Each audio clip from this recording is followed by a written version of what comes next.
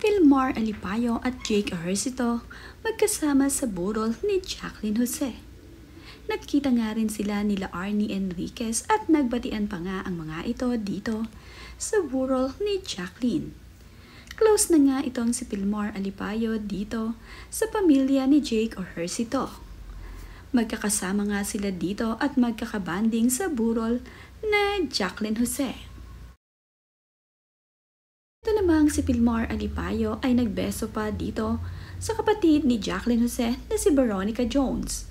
Nagpapaalam na nga itong sina Vilmar Alipayo dito kina Veronica dahil iuwi na nga nila ang mga bata sa bahay dahil puyat na nga ang mga ito dahil gabi na at napagod rin sa biyahe.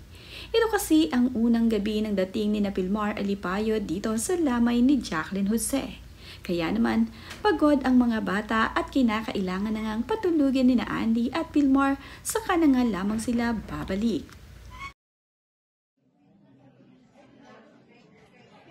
Si Andy.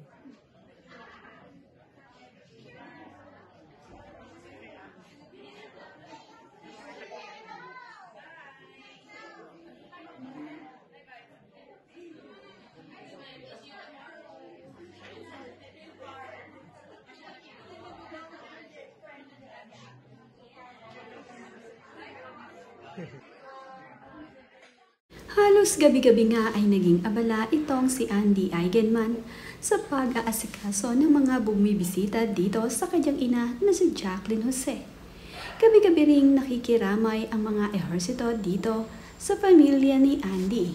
Ito nga ay bilang pag-alalay dito sa kanilang apo na si Ellie Eigenman na paragting nandirito sa tabi ng kanyang mama Andy. At sa huling gabi nga ay dumating itong si Vilmar Alipayo at ang kanyang anak na sina Lilo at Kowa. Hindi man nga agad nakadalo itong si Vilmar Alipayo sa unang lamay ni Jacqueline Jose, ay nandito naman ang mga kapatid ni Andy Eigenman para siya ay damayan.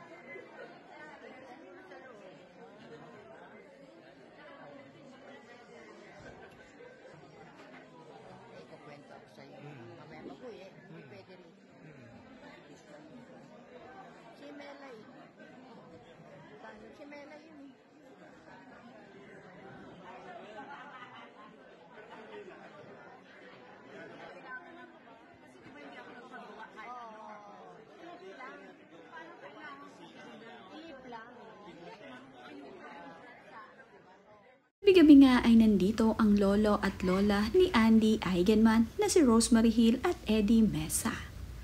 Palagi din silang nakaalalay dito sa kanilang apo na si Andy Eigenman. Mayroon pa ngang nagpakuha ng litrato dito kay Rosemary Hill na bumibisita dito sa burol ni Jacqueline Jose.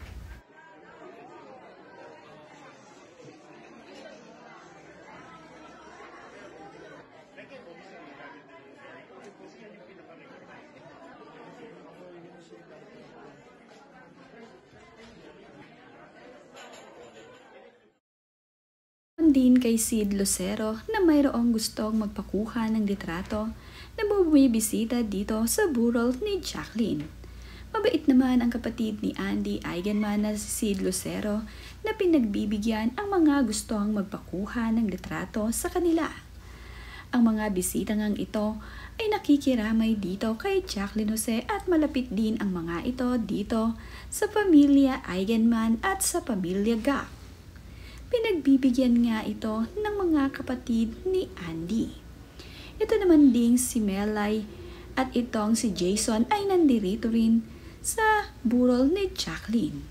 Nakiramay nga din sila dito kina Andy Eigenman at Veronica Jones.